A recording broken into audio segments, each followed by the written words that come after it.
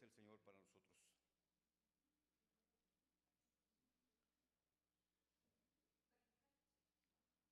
Primera de Tesalonicenses capítulo 5, versículo 12 al 24. Leemos todos, dice la palabra de Dios. Vamos a leer todos juntos del 12 al 24. Os rogamos, hermanos, que reconozcáis a los que trabajan entre vosotros y os presiden en el Señor y os amonestan, y que los tengáis en mucha estima y amor por causa de su obra. Tened paz entre vosotros. También os rogamos, hermanos, que amonestéis a los ociosos, que alentéis a los de poco ánimo, que sostengáis a los débiles, que seáis pacientes para con todos. Mirad que ninguno pague a otro mal por mal, antes seguid siempre lo bueno, unos para con otros y para con todos. Estad siempre gozosos, orad sin cesar. Dad gracias a Dios en todo, porque esta es la voluntad de Dios para con vosotros en Cristo Jesús. No apaguéis el espíritu, no menospreciéis las profecías, examinadlo todo, retened lo bueno. Absteneos de toda especie de mal, y el mismo Dios de paz os santifique por completo, y todo vuestro ser, espíritu, alma y cuerpo, sea guardado irreprensible para la venida de nuestro Señor Jesucristo. Fiel es el que os llama, el cual también lo hará. Gracias a Dios por esta palabra. El apóstol Pablo nos insta a estar siempre gozosos. Vamos a continuar cantando con nuestros hermanos de la alabanza.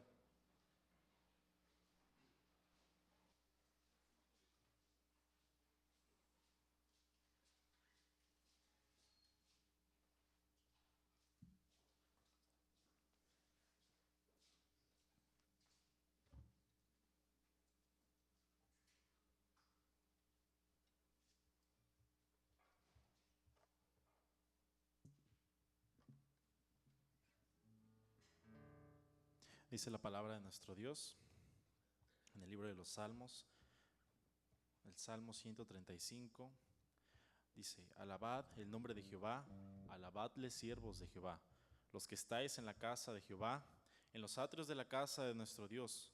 Alabad a Jehová, porque Él es bueno, cantad salmos a su nombre, porque Él es benigno. Porque Jehová ha escogido a Jacob para sí, a Israel por posesión suya. Porque yo sé que Jehová es grande y el Señor nuestro mayor que todos los dioses. Nuestro Dios es un Dios grande, poderoso. Y esta mañana estamos reunidos para alabar su nombre, exaltar y recordar sus grandes obras. Y bueno es alabar el nombre de nuestro Dios, hermanos, porque grande es su nombre, su amor y su misericordia. Vamos a entonar este canto. Bueno es alabar.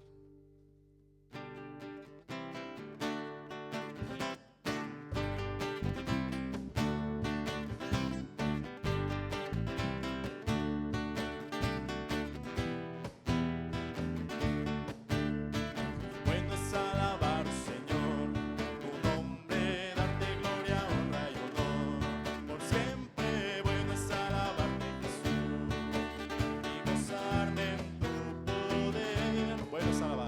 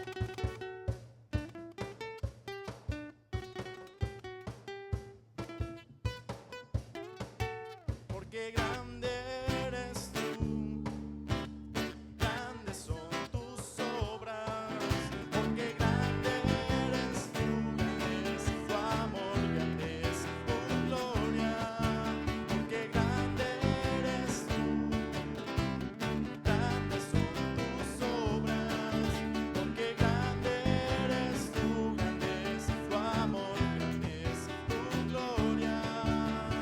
Puedes alabar al Señor. Amén. Porque grande es nuestro Dios, grandes son sus obras. Así que esta mañana cantemos con ese gozo de saber que servimos, que vivimos para un Señor, un Dios real, poderoso. Y también esta mañana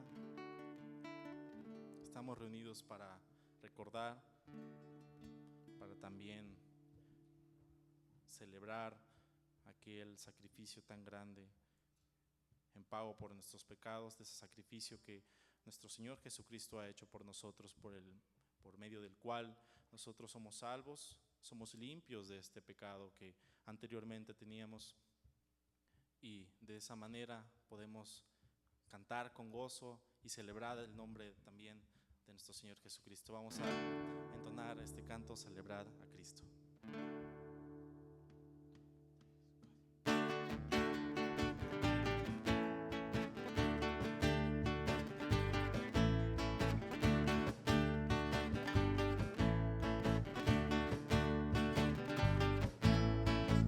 Celebrar a Cristo, celebrar. Celebrar a Cristo, celebrar. Celebrar a Cristo, celebrar. Celebrar a Cristo, celebrar. Cristo vive, Cristo vive y por siempre reinará. Cristo vive, Cristo vive. Vamos a celebrar, vamos a celebrar, vamos a celebrar que Jesucristo vive hoy. Celebrar a Cristo, celebrar. Celebrar a Cristo, celebrar. Celebrar a Cristo, celebrar. Celebrar a Cristo, celebrar. Cristo vive, Cristo vive y por siempre reinará.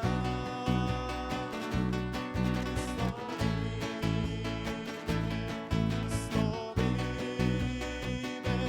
vamos a celebrar, vamos a celebrar, vamos a celebrar que Jesucristo vive hoy.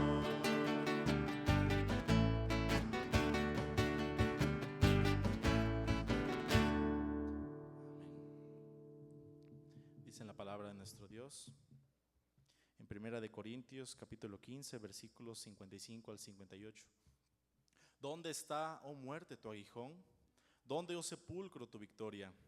Ya que el aguijón de la muerte es el pecado, y el poder de pecado la ley. Mas gracias sean dadas a Dios, que nos da la victoria por medio de nuestro Señor Jesucristo. Así que, hermanos míos amados, estad firmes y constantes, creciendo en la obra del Señor, siempre, sabiendo que vuestro trabajo en el Señor no es en vano. Damos infinitas gracias a nuestro Dios por este amor tan grande, este sacrificio tan maravilloso, tan perfecto, que realmente nosotros no podíamos hacer nada en pago por nuestros pecados. Sin embargo, nuestro Señor vino a esta tierra, se hizo hombre, pero sin pecado, y pagó por nuestros pecados, por cada uno de nosotros. Por medio de ese sacrificio nosotros hemos pasado de muerte a vida. Y como dice este pasaje anima a que por lo tanto nosotros estemos firmes en el Señor, nosotros confiemos en su obra y sigamos tomados de su mano, puestos los ojos en nuestro Salvador, Cristo Jesús. Y tenemos esta victoria sobre el pecado, tenemos esta victoria sabiendo que nuestro Dios, nuestro Salvador, nos guía. Él está a nuestro lado, nos da la victoria. Vamos a entonar este canto, El Señor marchando va.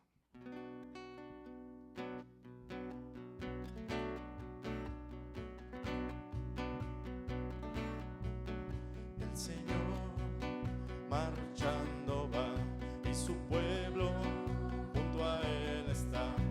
Su gloria en nuestras vidas brillará. Su victoria nos ha dado ya y su brazo nos fortalecerá. Lucha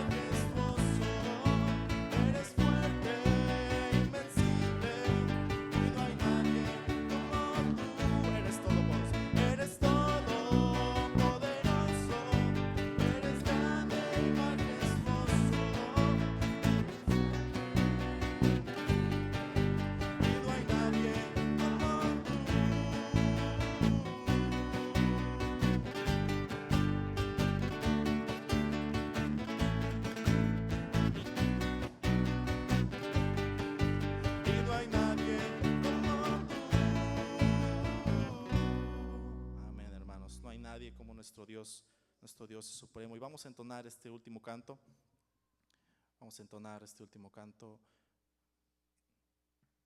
Me glorío en Jesucristo, nos gloriamos en nuestro Salvador, en esta obra maravillosa que ha hecho por nosotros. Y de esta manera nosotros podemos vencer a la tribulación, vencer al pecado, no por lo que podamos ser o porque seamos fuertes o seamos los más preparados. Solamente es por gracia de nuestro Señor Jesucristo que hemos estado aquí, que podemos vencer al pecado. En Cristo tenemos la victoria y nos gloriamos en nuestro Señor.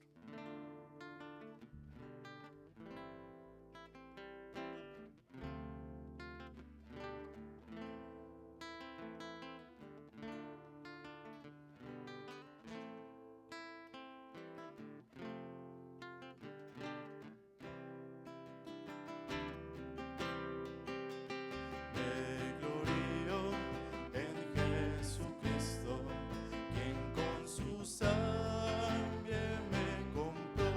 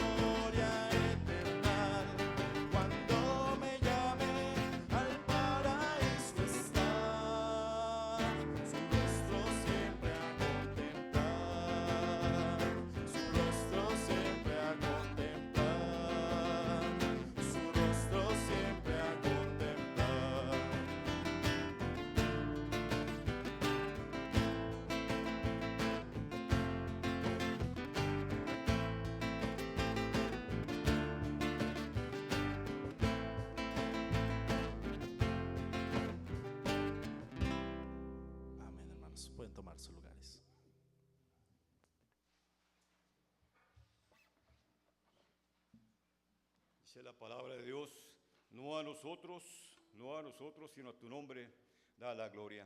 Esta mañana estamos aquí para dar la gloria a nuestro Dios, no a nosotros. Vamos a esos lugares, escuchen lo que dice la palabra de Dios, de Filipenses capítulo 4, versículo 1 al 9, que le daré lectura, mientras preparamos nuestras mentes y corazones para escuchar la palabra de Dios más adelante. Dice la palabra de Dios así: así que, hermanos míos, amados y deseados, gozo y corona mía, estad así firmes en el Señor, amados. Ruego a Evodia y a Síntique que sean de un mismo sentir en el Señor. Asimismo te ruego también a ti, compañero fiel, que ayudes a estas que combatieron juntamente conmigo en el Evangelio, con Clemente también y los demás colaboradores míos, cuyos nombres están en el libro de la vida. Regocijaos en el Señor siempre. Otra vez digo, regocijaos. Vuestra gentileza sea conocida de todos los hombres. El Señor está cerca. Para nada estéis afanosos, sino sean conocidas vuestras peticiones delante de Dios en toda oración y ruego con acción de gracias. Y la paz de Dios, que sobrepasa todo entendimiento, guardará vuestros corazones y vuestros pensamientos en Cristo Jesús. Por lo demás, hermanos, todo lo que es verdadero, todo lo honesto, todo lo justo, todo lo puro, todo lo amable, todo lo que es de buen nombre, si hay virtud alguna, si hay algo digno de alabanza, en esto pensad. Lo que aprendisteis y recibisteis y oísteis y visteis en mí, esto haced, y el Dios de paz estará con vosotros. Consejo de la palabra de Dios para nosotros esta mañana. Vamos a preparar nuestros corazones y nuestras mentes con la palabra de Dios. Hermano Galicia, Dios le bendiga.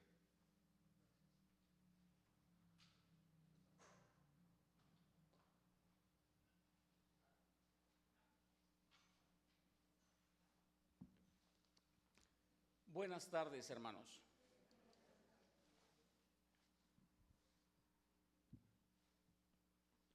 Vamos a abrir nuestras Biblias en la lectura que recién leyó nuestro hermano Laurencio, Filipenses, capítulo 4.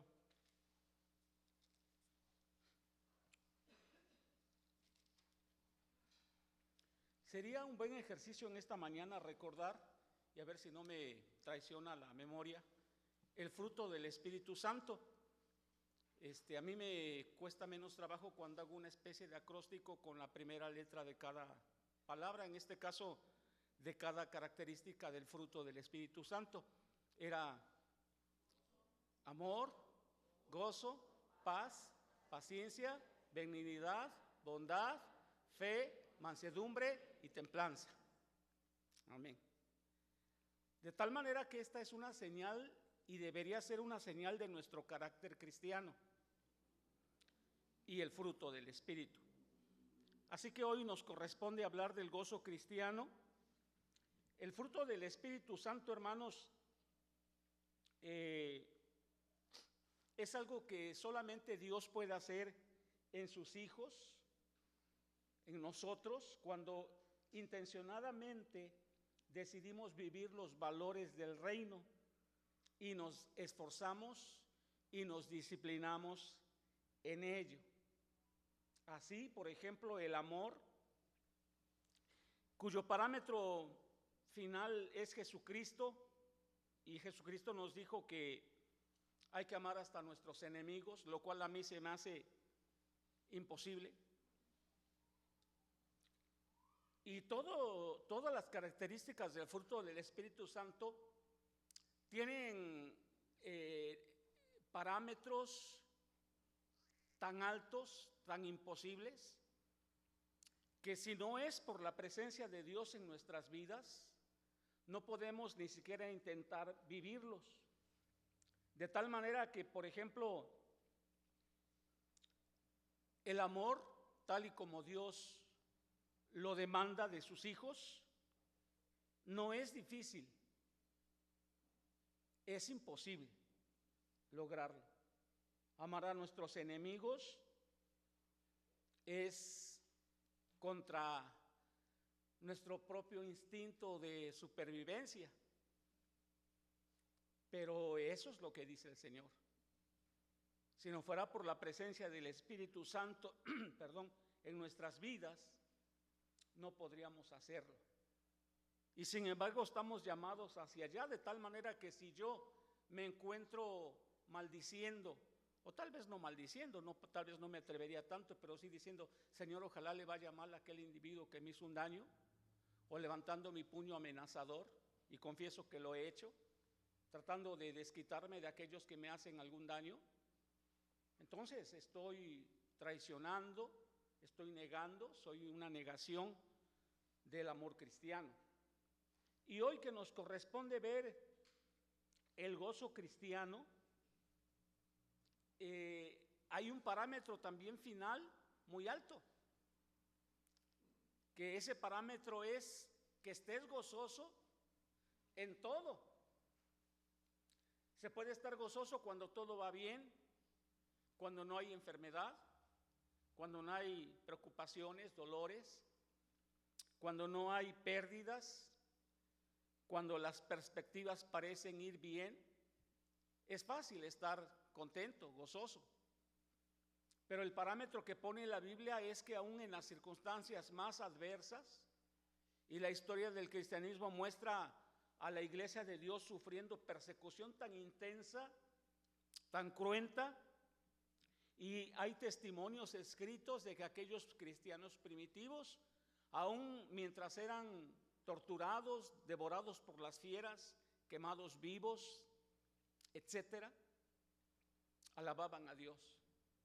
Yo digo que es imposible si no fuera por la presencia de Dios en nuestras vidas. Así que esta mañana, hermanos amados, vamos a hablar, a compartir acerca del gozo cristiano, sin olvidar que yo puedo hablar mucho del gozo cristiano y usted también, pero a la hora de experimentarlo, en el momento de la prueba, en el momento de vivirlo, es cuando nosotros podemos medir nuestro grado de madurez espiritual. Si de alguna manera pudiéramos evaluarnos, o alguien pudiera evaluar nuestra madurez espiritual, hermanos, tendríamos que poner en una gráfica las 9 características del fruto del Espíritu Santo y de alguna manera medirnos en nuestra vida diaria, ya que el amor, el gozo, la paz, la paciencia, etcétera, son parámetros que nos hablan de nuestra madurez cristiana. Y que por una parte nos dice la palabra que separados de Cristo nada podemos hacer, y él allá en Juan 15 hablando de la vid nos lo dejó muy claro, que nuestra comunión es la base, la fuente para que podamos emanar aquellos ríos de agua viva, aquel fruto del Espíritu, de tal manera que de manera casi natural deberíamos vivir esa clase de amor, esa clase de gozo, esa clase de paz. Pero en la Biblia conviven de manera muy armoniosa tanto el indicativo de que ya somos hijos de Dios, ya tenemos ese fruto del Espíritu, pero también convive el modo imperativo de las, creo que conté 16 veces que en esta llamada carta del gozo cristiano Filipenses se menciona la palabra gozo o regocijaos, o regocijo, perdón. Y no conté donde Pablo habla de contentamiento, porque ya no busqué la raíz de contentamiento, cuando él dice que ha aprendido a contentarse cualquiera que sea su situación. Pero sospecho que es una raíz, si no igual, parecida. De esas 16 veces que aparece la palabra gozo o regocijo en Filipenses, 6 están en modo imperativo. Es una orden.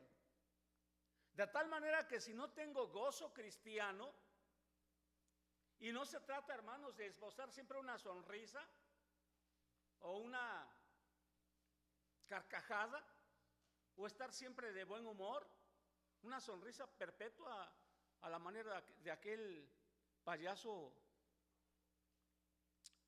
de una serie cómica, el Guasón. sino más bien de esta definición que les voy a compartir.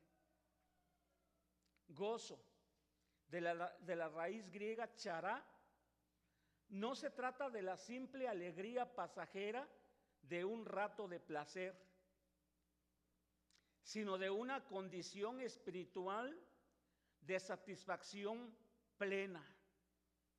La alegría del cristiano al contemplar la grandeza del reino de Dios.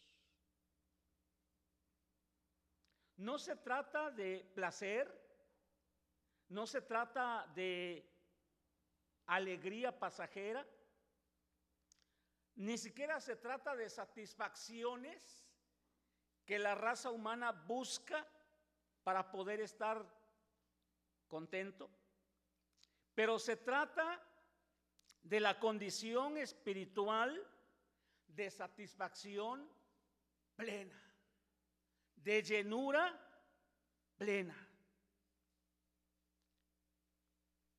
Si el gozo cristiano es una orden, y como decía aquí en Filipenses, cuando menos 6 de las 16 veces que se menciona, entonces tendríamos que ver lo que nos prescribe la palabra de Dios, el apóstol Pablo, dentro de este contexto donde aparece la orden de regocijarnos. ¿Qué nos prescribe el contexto inmediato de este capítulo 4 de Filipenses que debemos hacer para estar gozosos? Si la orden es regocijarnos, si es una orden, si el cristiano por definición y por imperativo debe estar gozoso, pues yo me pregunto qué debo hacer, porque no sé usted, pero yo a veces no experimento este gozo. ¿Será que no debo enojarme? ¿Será que no debo dar lugar a la tristeza? ¿Será que no va a haber momentos de pérdida que me hagan gritar de dolor y estaré negando el imperativo? ¿Estaré desobedeciendo al Señor al no gozarme? ¿Será que todo va a ir bien de tal manera que Dios me va a facilitar el hecho de estar gozoso cualesquiera que sea mi situación? ¿O será que me pondrá una especie de armadura de protección que me haga invulnerable a los golpes de la vida y que siempre ande yo esbozando una sonrisa? ¿Será que delante de los hermanos tenga que fingir una sonrisa, les decía, a manera de payaso? De tal manera que cuando alguien me pregunta, ¿cómo estás, José?, siempre diga yo, como escuchaba la fórmula, que siempre que te digan, hermano, ¿cómo estás?, debes decir bien y bendecido. No siempre estamos bien y siempre estamos bendecidos, pero las bendiciones no siempre vienen como nosotros las pensamos. A veces vienen envueltas en cosas muy difíciles de soportar. Después viene la bendición, pero para partir la cáscara y sacar la bendición, a veces se pasa por momentos muy difíciles. Pero en este contexto, hermanos, Pablo, inspirado por el Señor, nos habla de 4 perspectivas que debemos tener correctamente claras en nuestra mente, en nuestro corazón y en nuestro diario vivir, para poder vivir con gozo, a la manera de Dios, como Dios lo prescribe. Gozarnos, como dice la palabra, no es una alegría superficial, no es una alegría efímera, sino la satisfacción plena de contemplar al Señor, su bondad, su misericordia y sus planes para nuestras vidas. Lo primero en este contexto, hermanos, cuando Pablo ya ha dado gracias en el versículo 1 por esa amada iglesia, a la cual llama gozo y corona mía, viene una sombra de dos mujeres que ya en una ocasión anterior Dios me permitió predicar en este lugar. Estas mujeres se llaman Evodia y Síntique. Y a partir de ahí, del versículo 2 y hasta el versículo 5, es bien claro cómo el Espíritu inspira a Pablo para decirnos que una de las áreas que incide directamente, que está en relación directamente proporcional a nuestro gozo, es el área de nuestras relaciones. Mi perspectiva que tengo de las personas que me rodean, sobre todo de las más cercanas a mí. Yo no sé si alguna vez estas señoras, hermanas, que estaban allá en la iglesia de Filipos, Evodia y Síntique, se imaginaron que iban a pasar a la posteridad 2000 años después, como que eran medias peleoneras.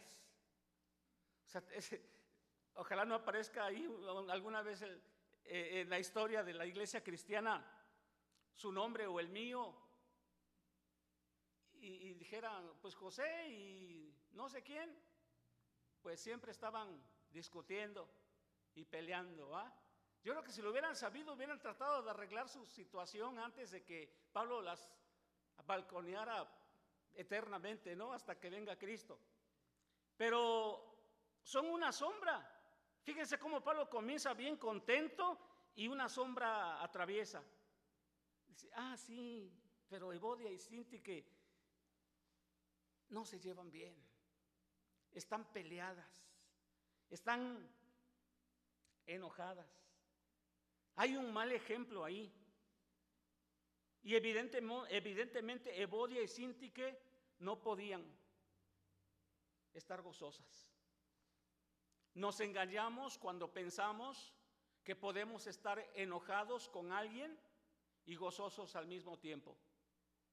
La Biblia así dice que una vez llegó Jesús al templo y contemplando la mercadería y el obstáculo tan grande que eran los judíos de su pueblo para el resto de las naciones que llegaran a adorar a Dios, tomó el látigo, volcó las mesas y les espetó palabras muy fuertes. Ustedes, les dice, han hecho de la casa de oración de mi padre una cueva de ladrones. Y por ningún momento imagino una sonrisa dulce en Jesucristo mientras les decía tales palabras, mientras blandía el látigo y azotaba con enojo aquel lugar. Tampoco imagino que Pablo siempre andaba gozoso. Alguna vez se lamentó, alguna vez dice que un tal Demas y otros lo habían desamparado porque habían amado el mundo, las cosas del mundo. Y no me imagino que no le causara un rictus de dolor a Pablo recordar a aquellos que de alguna manera lo habían abandonado. Y alguna vez recriminó a Pedro cuando Pedro tenía un actuar hipócrita, cuando se dejaba llevar por la mayoría y no tenía una actitud consecuente. Y dice Pablo que lo reprendió duramente. O cuando discutía con Bernabé acerca de que si Marcos todavía podía ser parte del primer equipo misionero. Si hay momentos para el enojo, si hay momentos para la tristeza, pero la actitud constante del cristiano debe ser una actitud de armonía, de relaciones sanas, sobre todo con aquellos que están muy cerca de él. Dice el versículo 2, les ruego a estas dos mujeres, les ruego, se dirige a ellas directamente, que sean de un mismo sentir en el Señor. Hermano, si usted tiene diferencias con alguien en la iglesia, si usted tiene diferencias que no ha podido zanjar en su familia, si usted en su matrimonio hay cosas que no han podido arreglar y que les están causando constantemente escozor, les están causando constantemente irritación, es tiempo de arreglarlo. Porque dice el Señor que los cristianos que estamos conviviendo, los hijos de Dios, debemos buscar lo común en medio de las diferencias, ser de un mismo sentir. No es arder de amor. Pablo no quería que Evodia y Sinti, que como en una película, corrieran una a la otra en cámara lenta, se abrazaran, se besaran y se dijeran hermanita, te amo, y se derritieran de amor. Lo que está diciendo Pablo aquí es que sean de un mismo sentir, que las golpee la realidad de que más importante que ellas es la obra de Dios. Más importante que sus diferencias es el imperativo de Dios de caminar unidos. Y más importante que las ofensas recibidas es el perdón y poder cumplir el mandato de Dios.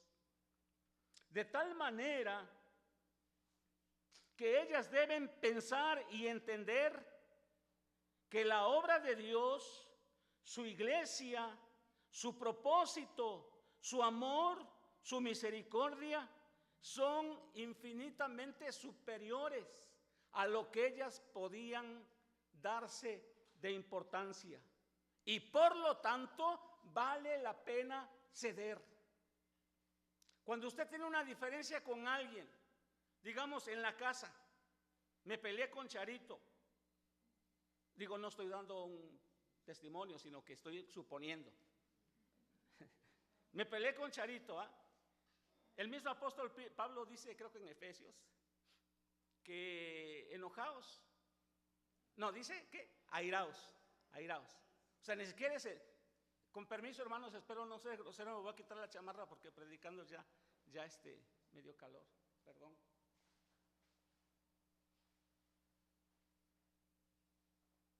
Dice el apóstol Pablo, airaos, ¿pero qué? Que no llegue a hacerse de noche, que te contentes antes de que acabe el día, ¿no? Imagínense que ahí estamos Charito y yo, espalda, con la cara fruncida, enojados, y yo pensando, a ver a qué hora Charito toma la iniciativa de pedirme perdón y buscarme, porque ella fue la que la regó. Pero ella piensa igual, ¿no? A ver a qué hora el José agarra la onda de que pues es bien enojón y voltea y me pide perdón. Y ahí estamos. Y pasan las horas. No, decía un consejero a un matrimonio cristiano que tenía diferencias muy grandes. Decía el consejero, siempre la persona más espiritual, la que tiene más comunión con Dios, el más santo del matrimonio, es el que toma la iniciativa para reconciliarse. Y dijo la esposa bien enojada, esta vez no va a ser así. No lo sé. Pero cuando usted y yo recordamos que más que nuestro matrimonio, más que nuestra felicidad, más que Charito siempre se sujete al macho que es José, o más que José se someta a la manipulación que a veces las hermanas ejercen sobre el esposo, y un día hablaremos de eso, hermanos. Por encima de nuestro bienestar, todo lo que Dios nos ha dado, en donde Dios nos ha puesto, la iglesia, el testimonio, la vida de Cristo, la vida en Cristo, nuestra vida espiritual, el propósito de Dios para nuestras vidas, el amor de Dios, Jesús en la cruz, su sacrificio, su sangre, la obra de Dios es infinitamente más grande que lo que ella me haya podido ofender a mí y yo a ella. Y entonces tendría que darnos mucha urgencia y mucha prisa voltear y humillarme, aunque yo piense que yo tengo la razón, y decirle, perdón, Charito, me equivoqué, perdón. Eso es lo que dice la palabra de Dios cuando dice un mismo sentir, porque aclara, en Él, Señor. Y si recordamos cómo actuó el Señor, ¿qué hizo el Señor? Que no debía ni siquiera voltear a mirarnos en nuestra miseria, y tomó la iniciativa de enviar a su Hijo a morir en una cruz por nosotros, hermanos. Entonces nos apresuraremos, y a Evodia y a Sintique y a usted y a mí se nos haría tarde para tomar la iniciativa y aún pedir perdón, aunque sintamos que nosotros somos los ofendidos. No se engañe, así como yo trato de no engañarme. Si estamos peleados con alguien, si estamos discutiendo en nuestro matrimonio y a cada rato nos peleamos, si nuestro carácter, y ya nos explicaba el maestro Pablo en la mañana. Por cierto, por aquí tengo un apunte, yo creo que algunos lo han escuchado, y la otra vez el hermano Diomedes me lo recordaba. Hace tiempo, ¿qué era Hipócrates? ¿Un doctor? ¿Un filósofo? ¿Filósofo? Ok. Hipócrates habló de que nacemos con nuestro temperamento, y habló de 4 temperamentos. Habló del temperamento sanguíneo, flemático, melancólico y colérico. El flemático es muy tranquilo, es muy lento y muy equilibrado. Quisieras que se moviera y él está tranquilos, calma, ¿no? Ese es el flemático, se habla de la flema inglesa, ¿no? El sanguíneo es muy extrovertido, muy contento, muy alegre, siempre anda con una sonrisa, haciendo bromas, a veces es hasta pesado, muy expresivo. ¿A qué le suena colérico? Explosivo, determinado y valiente. Son los líderes, dice aquí. Yo no lo dije, lo investigué. Ya les dije, el sanguíneo es el que siempre anda de humor, de buen humor, sonriendo, muy extrovertido. Y el melancólico siempre anda como con perfil bajo, suspirando, etc.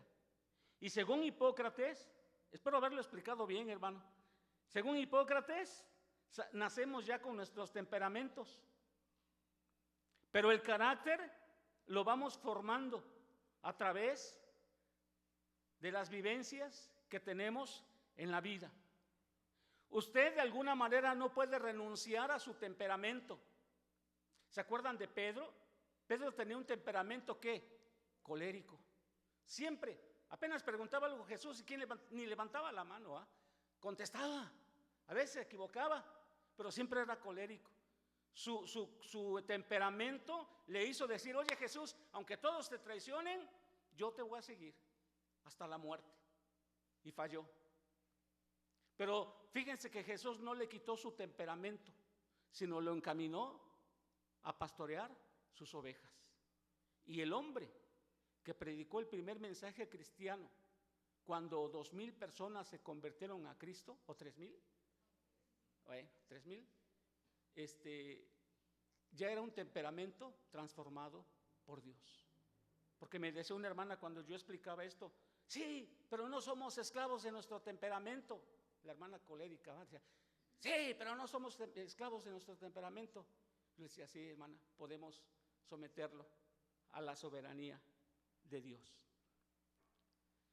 Entonces, Evodia y Sintique, pues dice el resto del pasaje, que ellas tenían que dejarse ayudar, tenían que humillarse.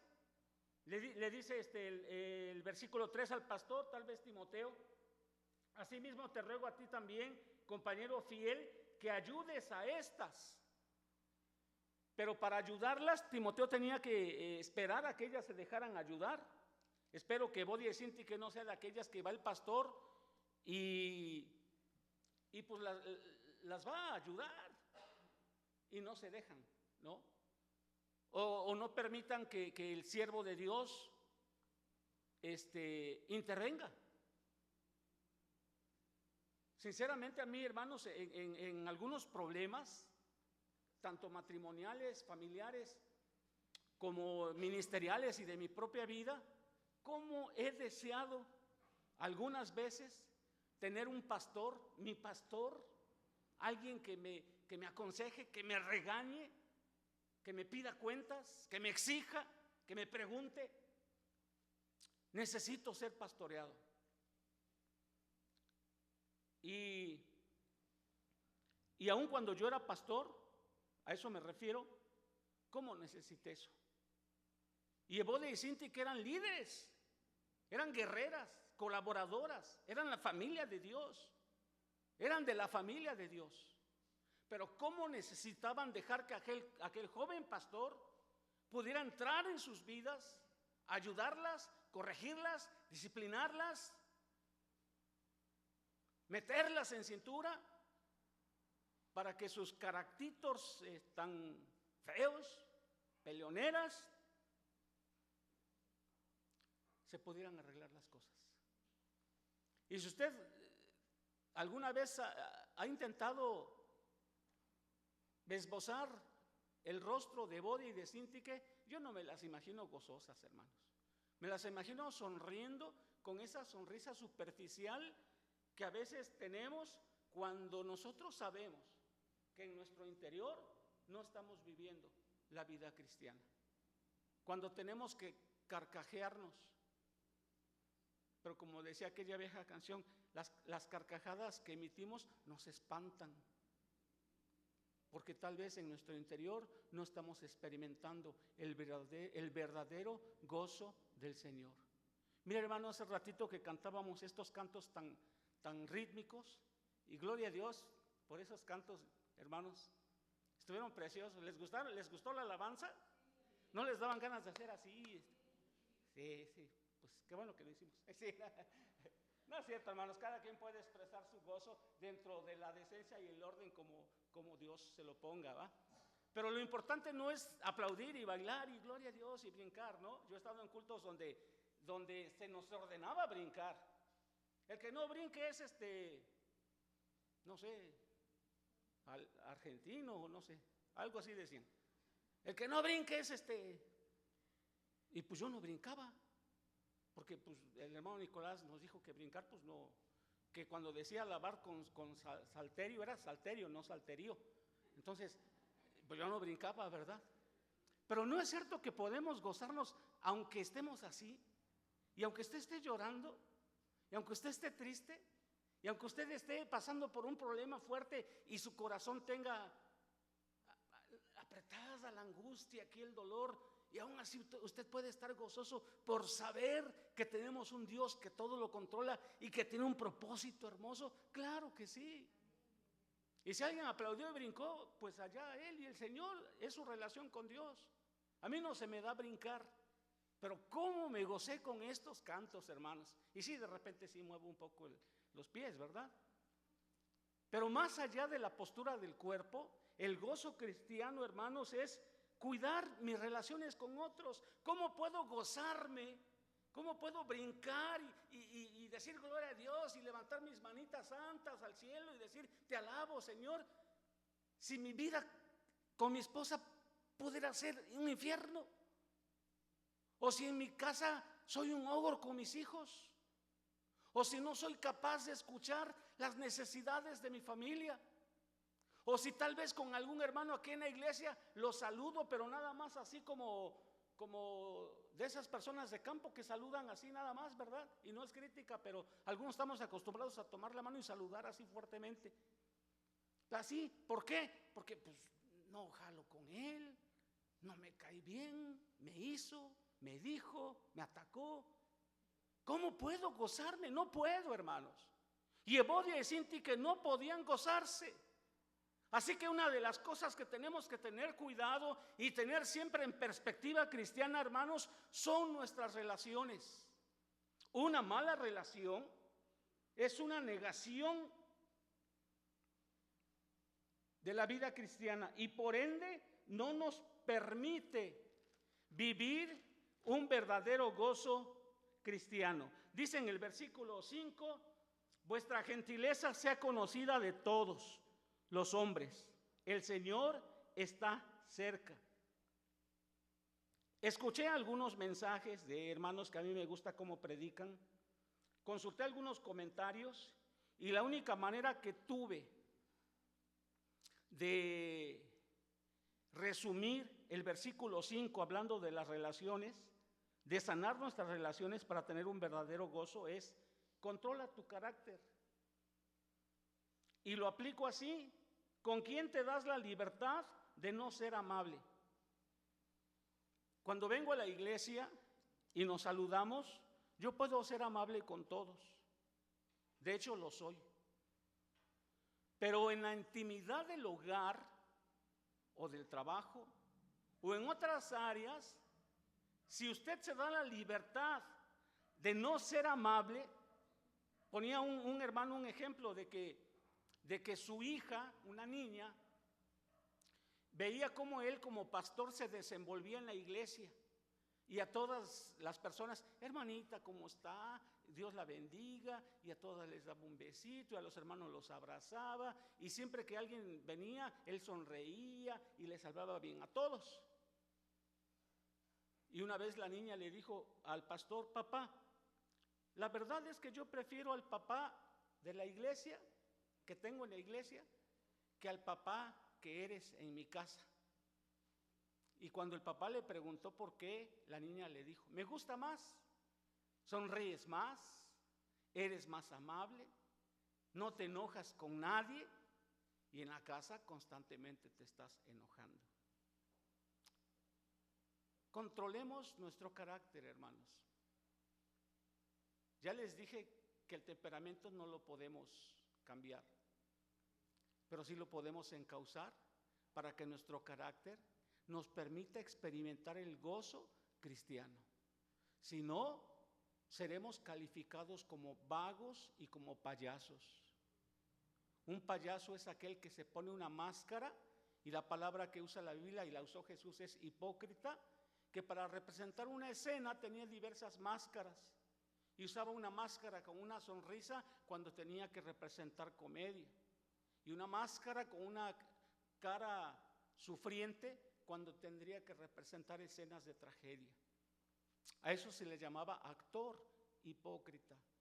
En el nombre de Cristo nosotros podemos vivir nuestro gozo cristiano, aún en la intimidad, en el seno de nuestro hogar. Si no lo estamos haciendo, hermanos, ¿cuánta razón tenemos en andar siempre de mal humor, cansados, fastidiados, molestos, sin ganas, amargados, dolidos, sufriendo el cristianismo más bien que gozándolo? Por eso debemos cuidar nuestras relaciones. A partir del versículo 7, la segunda perspectiva aparece y dice: y la paz de Dios, que sobrepasa todo entendimiento. No, estoy mal, perdón. Sí. Y la paz de Dios, versículos 6 y 7: por nada estéis afanosos, sino sean conocidas vuestras peticiones delante de Dios en toda oración y ruego con acción de gracias. Y la paz de Dios, que sobrepasa todo entendimiento, guardará vuestros corazones y vuestros pensamientos en Cristo Jesús. La correcta perspectiva de Dios. Dice: por nada estéis afanosos. ¿Por qué podemos afanarnos? Absolutamente por nada. Qué fácil que Pablo diga esto, ¿no? Lo más seguro es que estaba en una cárcel, con las manos y los pies así metidos en unos cepos, con una posible sentencia de muerte sobre él y sobre su compañero de prisión,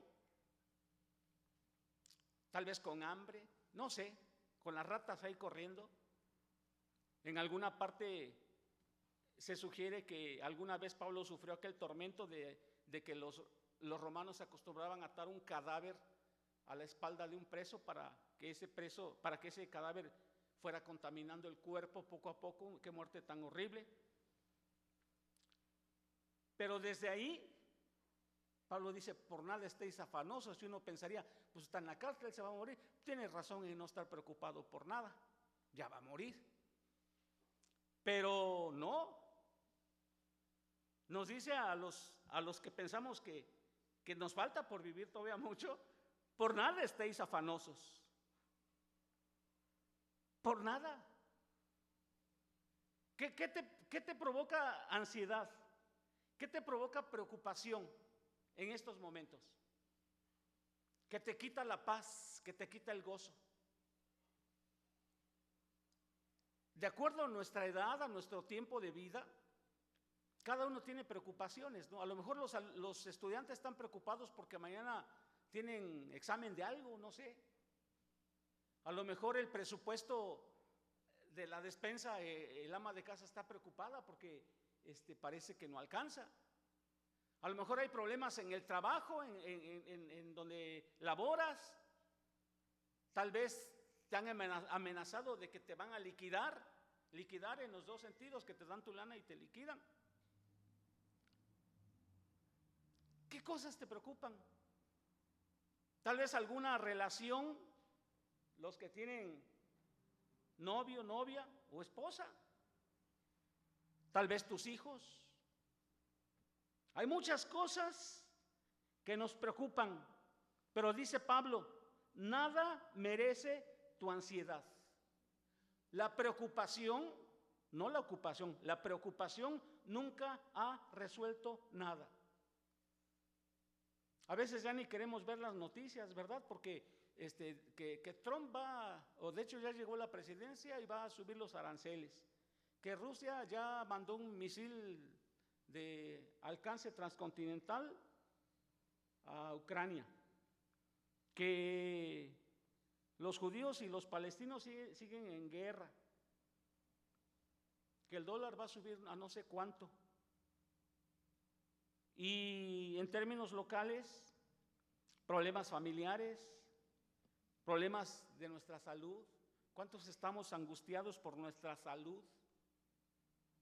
Estamos angustiados por la salud en la familia. Y llega el momento en que estamos ansiosos, angustiados. Alguien definió la palabra afanoso aquí con sinónimos como angustia, como miedo, como estrés, como ahorcamiento. Pero ¿acaso la definición más clara es cuando la mente está dividida? Cuando por una parte tú sabes que como cristiano estás llamado a tener gozo, pero por otra parte te das cuenta de la realidad y dices, ¿cómo puedo tener gozo? O como cuando te levantas de tu oración diaria, familiar, o como cuando vienes a la iglesia y sales, y aunque ya pusiste todo en las manos de Dios, sigues teniendo la misma preocupación y el corazón te sigue doliendo por las mismas angustias porque no encuentras descanso. Hace tiempo, cuando un poquito más allá del siglo X antes de Cristo, cuando Israel estaba todavía en su apogeo como nación, el profeta Elías retó a los falsos profetas de Baal y de Acera, 1000, y delante del pueblo los desafió a escoger a qué Dios iban a servir. Y la frase con la que comienza el profeta Elías dirigiéndose al pueblo en este desafío es: ¿hasta cuándo claudicaréis entre dos pensamientos? Si Baal es Dios, sírvanle a Baal. Pero si Jehová es Dios, adoren plenamente, completamente a Jehová. El resto de la historia dice que Dios respondió a la ofrenda ofrecida por Elías. Y todavía después de matar a aquellos falsos profetas, hasta ese momento el pueblo escogió a Jehová. Mis hermanos, ¿qué perspectiva tenemos de Dios? Dice el versículo 6, no te afanes por nada, que Dios conozca tus peticiones y en toda oración y ruego con acción de gracias. Y la promesa es la paz de Dios que sobrepasa todo entendimiento, guardará tu corazón. ¿Será que acaso no tenemos paz porque no estamos dependiendo de Dios lo suficiente? ¿Porque no oramos? ¿Porque no confiamos? ¿Porque no vamos con nuestras cargas a la presencia de Dios? Dice aquí que lo hagamos con acción de gracias. Hace tiempo, en un libro un poquito raro, yo leí que la acción de gracias era la cuarta dimensión de la fe. Decía el autor, es que cuando tú le pides a Dios, ya deseaste lo que estás pidiendo, pero culminas dándole gracias a Dios como diciendo, gracias Dios porque ya lo tengo. Y a mí me pareció que no era así. Y creo que no es así. Lo que quiere decir aquí Pablo no es que le des gracias a Dios, Señor, el muchacho te pide una esposa muy bonita, muy comprensiva, muy amorosa, y gracias porque ya la tengo. ¿No? Y no llega. Y cuando tú dices gracias, es que ya, o sea, ya estás dando gracias por anticipado. Yo no veo eso aquí. Lo que está diciendo Pablo aquí es, con acción de gracias, es como cuando Dios le contestó a él, Señor, 3 veces te he pedido por mi aguijón, y las 3 veces me has dicho, bástate mi gracia. Porque cuando eres débil, entonces yo en ti soy fuerte. Así que da gracias. Tal vez nunca la esposa llegue, ya he pedido 3 veces. Y el Señor me ha dicho, bástate mi gracia. Así que doy gracias por la gracia del Señor, por lo que el Señor me da. Bástate mi gracia. Conformarme a su voluntad. Entender que Dios tiene lo mejor para mí. Entender que Dios tiene la mejor respuesta, el mejor propósito para mí. Y que debo tener en una perspectiva correcta lo que Dios hace y cómo va a responder. Y que a veces su respuesta es negativa. Y que a veces no me da lo que yo pido, o como yo lo quiero, o cuando lo quiero. Y que no me debo afanar, porque si no lo hace, su gracia me basta. ¿Para qué? Para estar gozoso, para estar contento. Cuando no obtengo lo que quiero, cuando por ejemplo yo a mis 60 años volteo hacia atrás en mi vida y no tengo llenas las expectativas que tenía como cuando tenía 15 años, que teníamos la vida por delante y decíamos, a esta edad esto, a esta edad lo otro, voy a terminar esto, y voy a tener una casa y una esposa y hijos y voy a ser muy feliz y entonces sí, viviré el resto de mis días feliz. Pero a pesar de eso, no todo se ha llenado. Estar gozosos y contentos, porque finalmente, si dependo de Dios, Él me da lo que me corresponde. Ahora bien, hermanos, a partir del versículo 8, hay otra perspectiva muy importante, que es otro consejo de Pablo para mantener el gozo cristiano. Versículo 8. Por lo demás, hermanos, todo lo que es verdadero, todo lo honesto, etcétera, etcétera, dice al final, en esto, ¿qué? Pensar. ¿En qué pensamos nosotros? A veces hasta nos torturamos. Hay personas cristianas que se enferman de sus emociones, en su mente. De lo que llenes tu corazón, de lo que llenes tu vida, va a ser la reacción de gozo que tengas. A veces las llenamos de cosas superfluas. A veces pasamos demasiado tiempo ante la televisión. A veces nos llenamos de pláticas insulsas. A veces nuestra convivencia es con personas que no nos aportan nada espiritualmente y nos dejamos arrastrar. Yo no digo que se separe de esas personas, sí digo que nosotros seamos los que podamos influir. A veces no tenemos tiempo para la Biblia. A veces no queremos esforzarnos en aprender más de la palabra de Dios. A veces nos cansa, digo, a mí también me cansa, por ejemplo, cuando vemos temas, acabamos de terminar la doctrina de la Trinidad en nuestro tiempo de escuela dominical. Sí, llamémosla escuela dominical. Acabamos de terminar la doctrina de la Trinidad. ¿Estuvo pesado, hermanos, los que están en clase?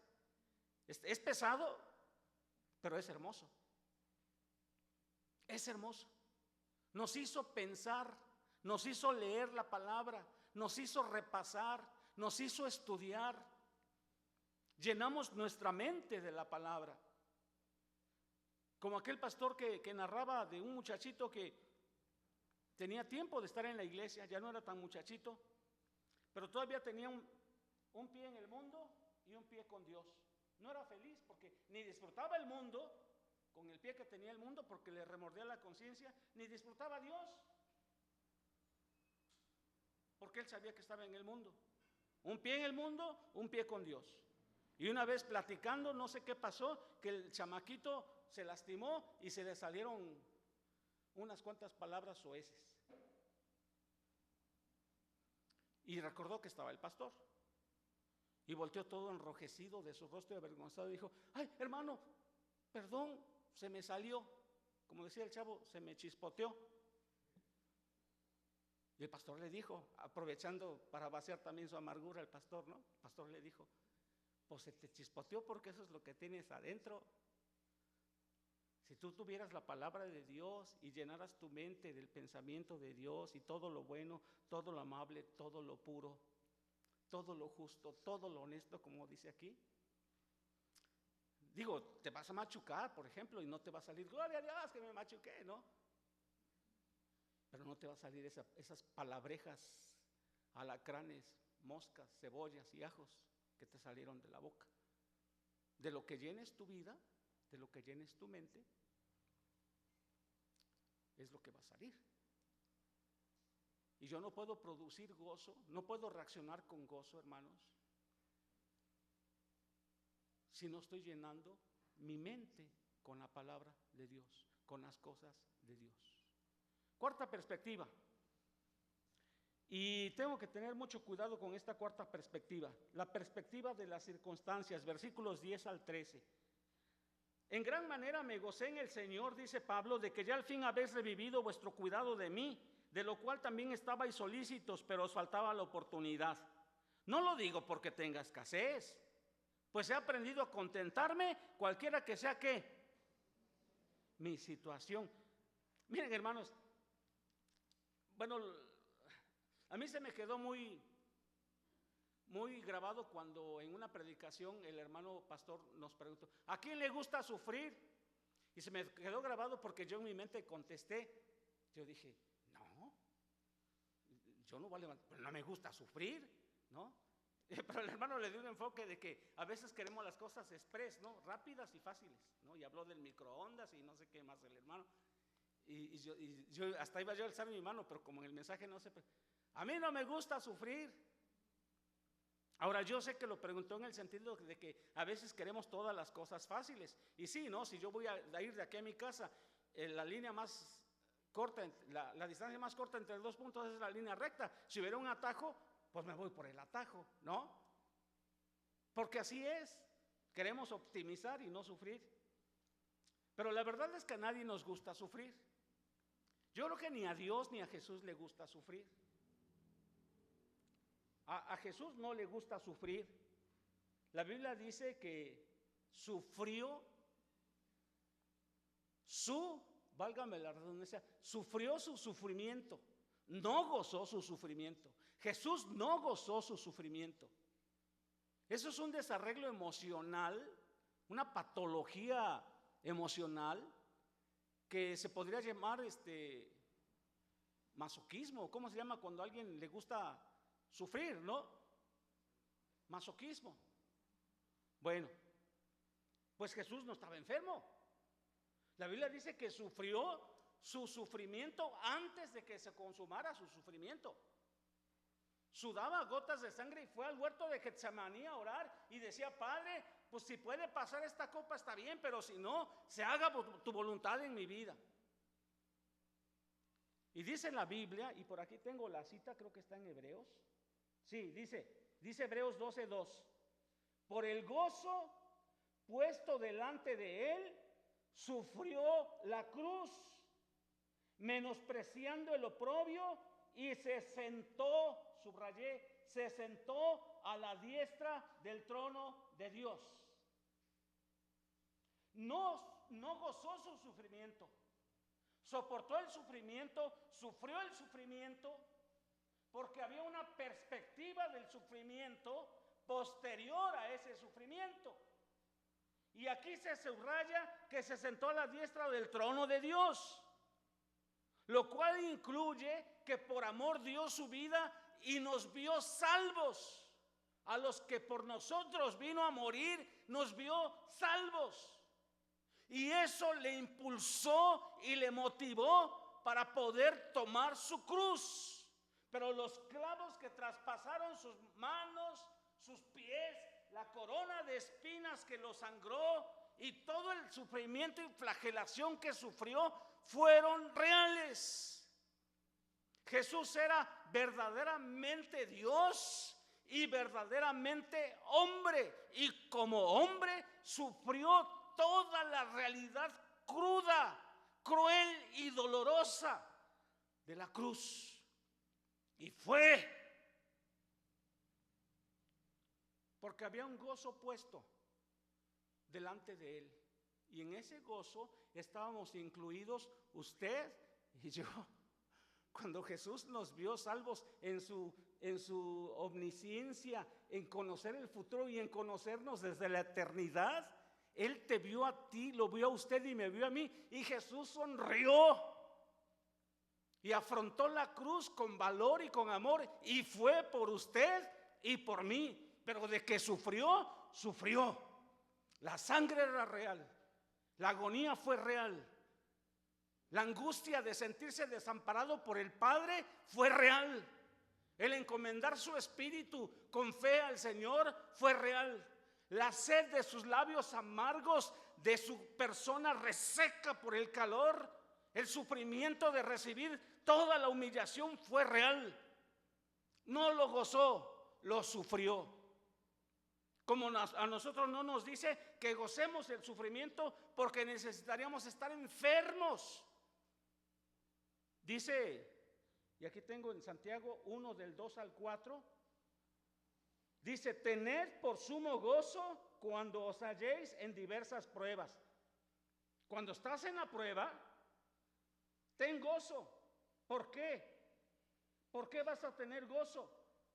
Porque la prueba de vuestra fe produce paciencia. Mas tenga la paciencia su obra completa, para que seáis perfectos y cabales, sin que os falte cosa alguna.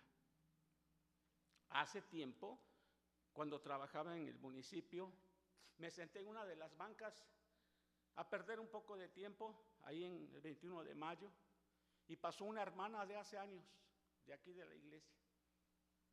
Y en cuanto me vio, fue y se sentó conmigo. Y aprovechó la oportunidad para vaciar su corazón de toda la amargura que tenía. Su esposo estaba en su lecho de agonía.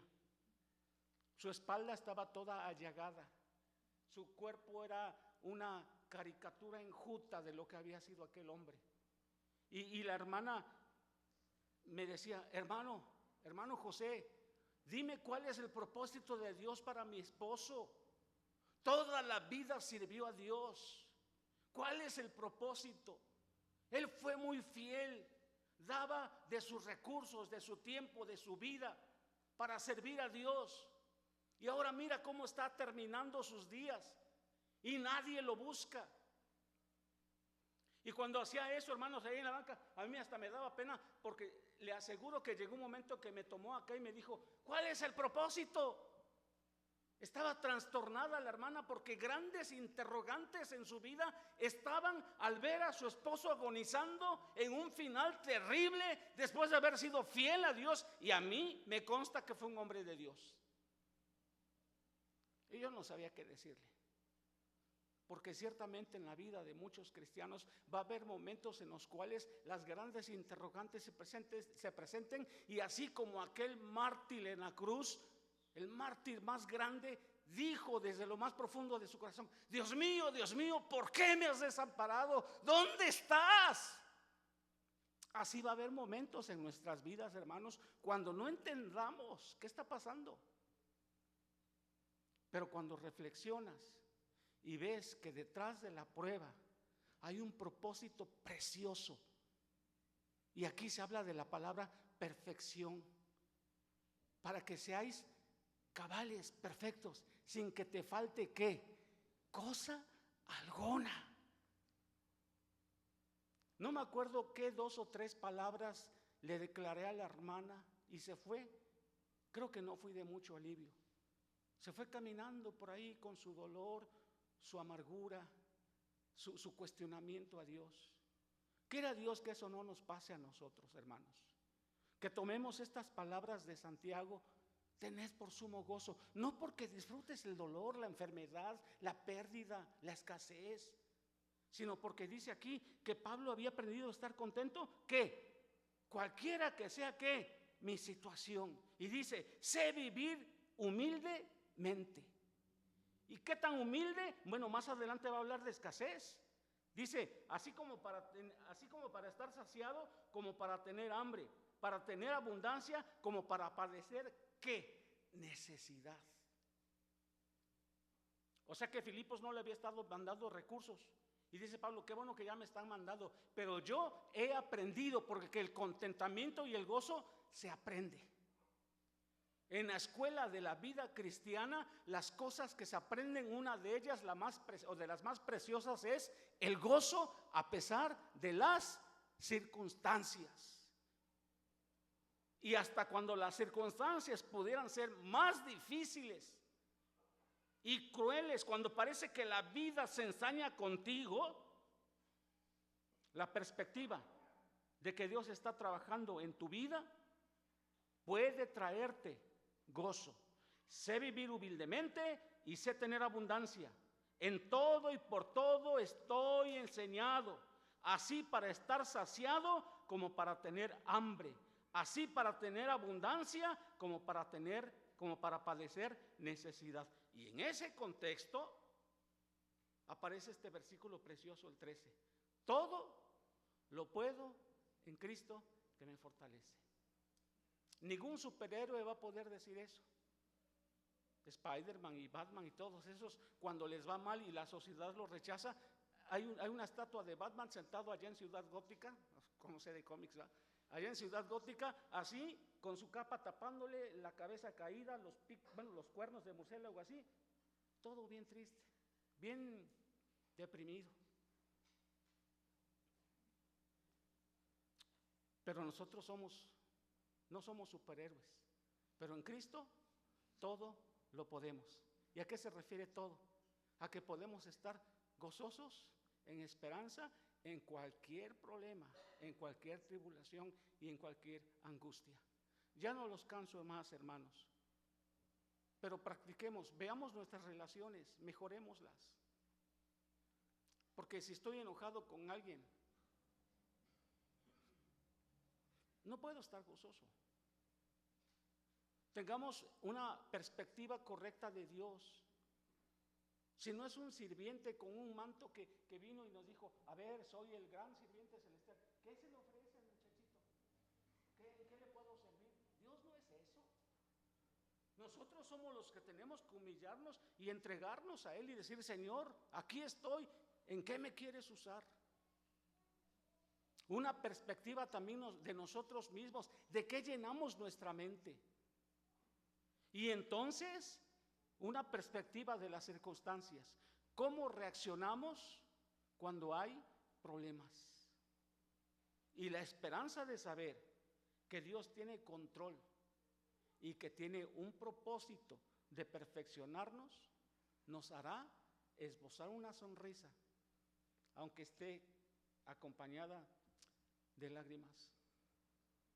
Aunque la sombra negra siga sobre nuestra vida y parece que aún en el horizonte se ven más nubes negras, nosotros podemos esbozar una sonrisa y decir, aunque ande en valle de sombra de muerte, no temeré mal alguno, porque tú estarás conmigo. Dele gracias a ese Dios, póngase en sus manos, confíe en Él y créame que aunque llore y aunque grite de dolor a veces, siempre se va a imponer el gozo cristiano de la esperanza en Dios. Bendito sea el nombre de Jehová de los ejércitos. Vamos a estar de pie y vamos a orar.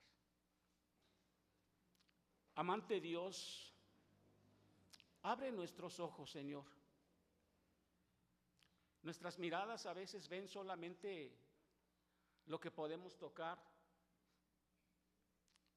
y nuestros ojos espirituales no alcanzan a percibir todo lo que tú ves. Danos tu mente, tus ojos, tu perspectiva de todo, Señor. Aún tú nos conoces mejor, infinitamente mejor de lo que nos conocemos, Padre.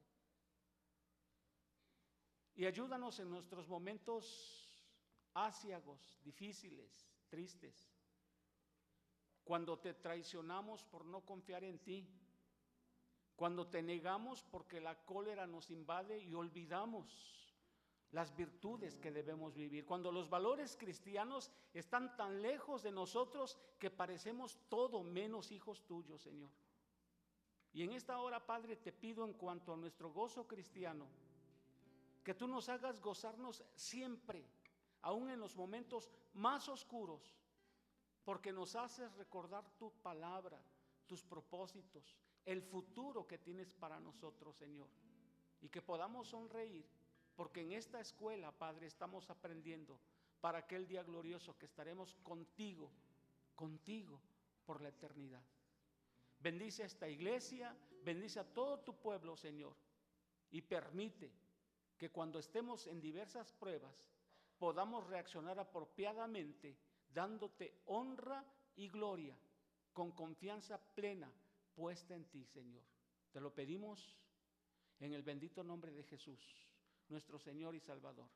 Amén. Que Dios nos bendiga, hermanos.